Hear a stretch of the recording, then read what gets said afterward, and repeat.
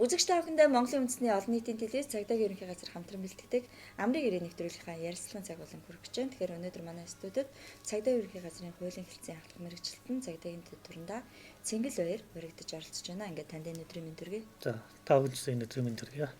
За тэгэхээр цагдаагийн албаны тухай хууль 2013 онд 7 сарын 5-нд батлагдаж хүчин төгөлдөр хэрэгжиж эхэлсэн.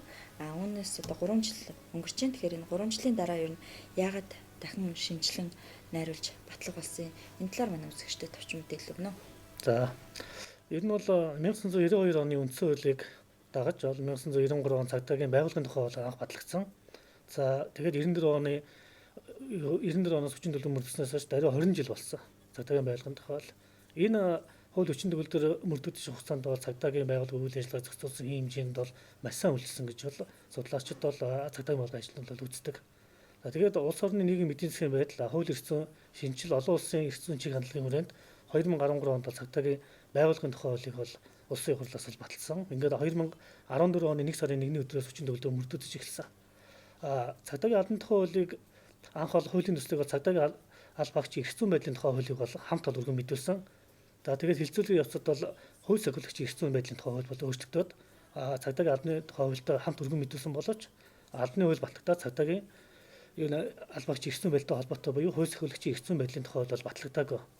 Ингээд цагдаагийн байгууллагын үйл ажиллагаатай аль багчийн эрхцэн байдлтай холбоотой харилцааг бол төрийн албаны тухай хууль, хөдөлмөрийн тухай хуулиар бол өнөөдрийг хүртэл зохицуулж явж байна. Тийм болохоор энэ аль багчийн үйл ажиллагаатай холбоотой эрхцэн зохицуулалт бол нийгмийн эдийн засгийн улс төрийн баталгаа, бусад сахилах хариуцлага болон өөр бусад зүйлийг багтаасан цагдаагийн албаны тухай хуулийн бол шинжлэх найрлагыг зайлшгүй батлах зүйсний шаардлага бий болоод улсын хурлын чуулганд өргөн мэдүүлээд хууль зүйн мянгаар дэмжсэн одоо улсын хурлын чуулганы хуралдаанд үзэл баримтлалыг хилцэх хэсгийг бол хурлаар орлого төлөвлөгөөтэй байгаа.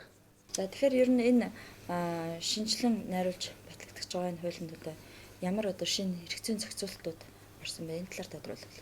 Цагдаагийн аль багчийн үйл ажиллагаатай холбоотой эрхцэн бол зохицуултыг бол хоёр бүлэгт бол зааж өгсөн байгаа. Дугаалх нь бол цагдаагийн аль багч өдөр тутмын үйл ажиллагаанд хэрэгжүүлэх, иргэдэд шаардлага тавих, иргэдийн бичгээрд үзэл шалгах, орон байранд орж гарахад хяналт тогтоох, татварлах, мансуурлах донтой эсхийг бол шалгах, тээврийн эрсдлийг зогсоож шалгах, тээврийн эрсдлийг албан зогсоох, замын хөдөлгөөний чиглэл өөрчлөх, бэлчилсэн судалгаа хийх, албарлын арга хэмжээ буюу биеийн үүрэг тусгай ажил гацвсаг хэрэглэх хэрэгцсэн үндслүүдийг бол бүгдийг ол зааж тусгасан байгаа. Эдгээр энэ хуулийн зохицуултыг хуулинд шинээр тусгаж өгснээр аль багч бол ажил үргээ гүйцэтгэхдээ бол тодорхой хэмжээний баталгааг эргээд бий болгож байгаа. За, тэгэхээр аль багчдын баталгаатай холбоотой ер нь ямар өөрчлөлтүүд гарсан байна? За, хуульд бол 2013 оны хуульд байсан бол тодорхой хэмжээний баталгаануудыг бол уламжилж авч үлдсэн байгаа.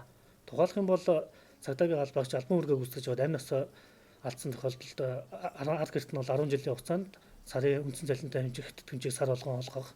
За, аймгийн төвөөс бусад суманд 5 жил буюу түүнээс дээш ажилласан аль багчид 30 сарын цалинтай хэмжээний нэг удаагийн тэтгэмж олгох гэх мэтлэн энэ бол зохицуулт бол явж байгаа. Ер нь бол аль багчдын баталгааг бол хуулинд бол улс төрийн баталгаа, нийгмийн баталгаа, эдийн засгийн баталгаа, хууль зүйн баталгаа гэх байдлаар бол тусгаж өгсөн байгаа. За, улс төрийн баталгаатай холбогдуулаад бол цагдаагийн аль багч бол альва өөрөг гүйцэтгэхдээ бол улс төрийн бол нөлөөнд автахгүй байх. За, тэгээд улс төрийн нам бүхий байгуулгын лого өгөхөд техник хэрэгсэл эзүүл хэрэглэхгүй байх гэх мэтлэн. За, хууль зүйн баталгаатай холбогдлол цагдаагийн аль багчийн албан үүрэг ажил үүрэг хууль тогтоомжоор орсон чиг үүргээс бусад бол үүрэг гүйцэтгэл хоригдсан зохицуулалт орсон. За, аль багч бол албан үүргээ гүйцэтгэсний улмаас бусдад тохирол учруулах юм бол төр хариуцгаар, за алдаа гарах юм бол засгийн газар хариуцгаар гэх мэтлэнгээр энэ хууль зүйн баталгаануудыг бий болгосон. Мөн ч хууль зүйн баталгаан дээр цагдаагийн аль багч албан үүргээ гүйцэтгэхтэй холбогдуулсан төрийн эрх бүхий байлгаж шалгах тохиолдол шууд өдөртөд дарагт нь мэддэг.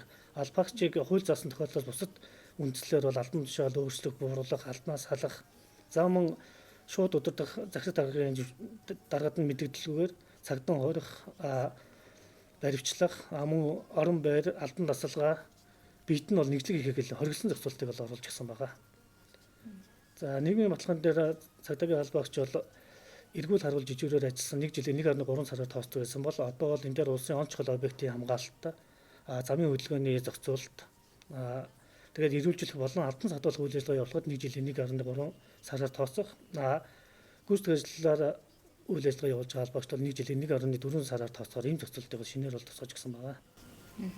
За тэгэхээр ер нь бас энэ хууль батлагдах чадвар холбогдуулаад ер нь иргэдэд чиглэсэн ямар өөрчлөлтүүд байгаа вэ? Нэгдүгээр бол цагдаагийн албаагч бусдад шаардлага тавихдаа ямар үндслээр тавих юм, тээврээс л албан зохицол ямар үндслээр зогсоох юм.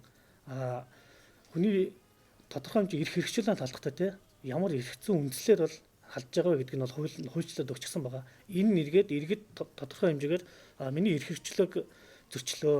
Энэ цагдаагийн албагчийн буруутай үйл ажиллагааны гэх гомдол болов. Ерөнхийдөө бол буурах болов гэж бодож байгаа. Эргээд энэ хууль зүйн талаас үзэх юм бол албаагчин бол эрх зүйн энэ үйл ажиллагааг зохицуулаад өгснөөрөө баталгаа бий болж байгаа. Өөрөө тухайн албандаа итгэх хандлага бол дээшлэн. За тэгээ өөрийнхөө үйл ажиллагаа хууль эрх зүйн хүрээнд явж байгаа гэдэг үндслээ сайн мэдж байгаа тохиолдолд иргэдэд бас үйлчлэл үзүүлэхдээ тодорхой хэмжээний бас зөв бол ойлголтыг төрүүлээд иргэдч тэрийг хүлээж авах чадвартай бас ойлгомжтой болох болов гэж харж байгаа. За албаагчдын зүгээс бас албаагчдын ар гэрийн зүгээс одоо цаг хугацааны хувьд урт ажиллаж байна, ээлжийн амралтыг цаг хугацаанд нь ажиллаж чадахгүй байна. Өнтер гэсэн тийм гомдол мэдээлүүд их ирдэг. Энийг одоо хуулинд яаж зохицуулж тусгаж ямар шинэ өөрчлөлтүүд хийсэн бэ? За яг өнөөдрийн байдлаар бол цагдаагийн байгууллагын албаагчд бол хөдөлмөрийн тухай хуулиар бол ээлжийн амралттай бол эдэлж байгаа. За цагдаагийн албаны тухай хууль маань батлагдсан тохиолдолд гэмтэрхтэй тэмцэх нийтийн хэвжээр хамгаалах олон нийтийн аюулгүй байдлын хангах чиглэл өрхийг албаагчид 2 жил тутам 3 ажлын нэмэгдэл бол амралт эдлэхээр бол зохицуулттай байгаа. Бусад албаагчид болохоор 5 жил тутам 3 өдрийн амралт эдлэхээр зохицуулсан байгаа. Ажлын зайлшгүй шаардлагаар ээлжийн амралтаа эдэлж чадаагүй албаагчид маань тухайн тэр нэмэгдэл хоногоо 2 дахин нэмэгдүүлсэн тэнцэх хэмжээний төгрөгийн уламжлалыг бол авах энэ зохицуултыг бол хуулинд суулгаж өгсөн байгаа. За тэгэхээр цагдаагийн албаагчдын дунд бас нэг анхаарал татах асуудал бол энэ цолны асуудал байдаг. Тэгэхээр цол олгох энэ дүрм журам дээр ямар өөрчлөлтүүд? За одоогийн мэдж байгаа цагдаагийн албаны тухай хуулиар бол цагдаагийн албаач бол албан тушаалын цол бол эдлэхээр бол зохицуултыг тусгасан байсан байгааг мэдгэж байгаа. Шинэ одоо хуулийн төсөлтөөр болохоор цагдаагийн цол маань тухайн албаагчийн ажилласан жил ажлын үр дүн албан тушаалыг аль алиг л харгалзан үзэн цол олгохоор байгаа. Тухайлх юм бол цагдаагийн бүх цолонд бол хугацааг нь зааж өгсөн. Тухайлх юм бол дэслэгчээс ахлах дэслэгч хүртэл 3 жил, ахлах дэслэгчээс ахын хүртэл 3 жил гэх мэтлэнгээр дээш нэ хуучин цагдаагийн байгууллагын тухай хуулиар байсан хугацаануудыг бол хуулиндаа суулгаж өгсөн байгаа. Цагдаагийн байгууллага бол баг, дунд, ахлах гэсэн цолуудаа явж байгаа. За дээд цол буюу цагдаагийн ерөнхий газрын удирдлага болохоор цэргийн дээд цолтой байхаар бол хуулийн төсөл тусгасан. За тэгэхээр энэ хуулинд бас цагдаагийн албаагчдын сахилах хариуцлагын талаар яаж тусгагдсан байгаа вэ?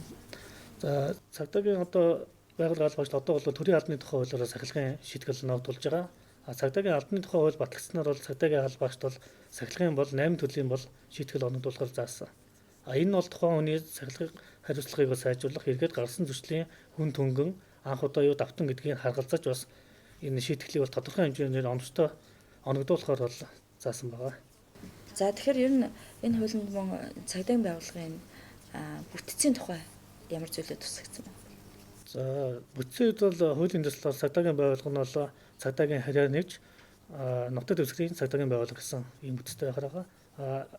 Энэ цагдаагийн байгууллагын харьяа нэгж болон нутаг дэвсгэрийн цагдаагийн байгууллагын бүтц орон тоог бол цагдаагийн төв байгууллагын дарга бол баталгаар бол оруулсан байгаа. За нутаг дэвсгэрийн цагдаагийн байгууллага цагдаагийн хилтэс тасаг хэсгээс бол бүртгэхээр хуулийн төслөд орсон байгаа. За энэ бол өмнө ямар ялгаатай байсан?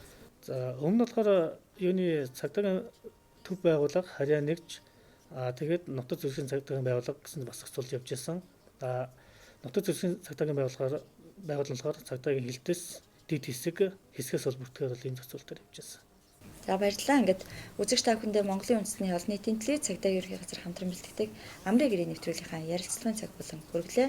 Өнөөдөр манай студид цагдаагийн ерхий газрын хуулийн хэлтсийн ахлах мэргэжилтэн цагдаагийн дэд хундаа Цэнгэл баяр өргөдөж оролцлоо. Нэвтрүүлэг үргэлжилж байна.